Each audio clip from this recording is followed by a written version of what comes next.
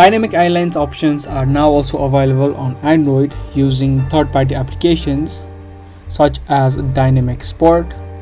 So if you also want to enable Dynamic Island on Android, I'm exactly going to show you how you can do that. You'll need to first download this application called Dynamic Spot. If you head over to Play Store and search for Dynamic Island, you'll see an option which says Dynamic Island by Dynamic Spot. You can download this application to your device, and after that open the application. Before you apply the Dynamic Island, you need to allow a few permissions. The first one is the apps. If you tap on the first option, here you'll need to allow the Dynamic Island to work on the applications that you want. If you tap on all the apps will have the Dynamic Island feature. Next, you'll also need to enable the notifications.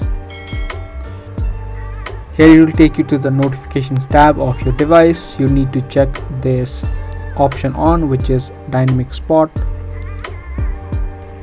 And the next option is the draw on screen. Again, enable this also. Now after that, all the permissions are done. You can tap on done.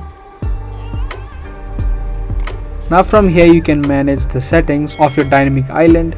If you tap on this icon, you can see the Dynamic Island now has been enabled. You can see on the top the notification has been received.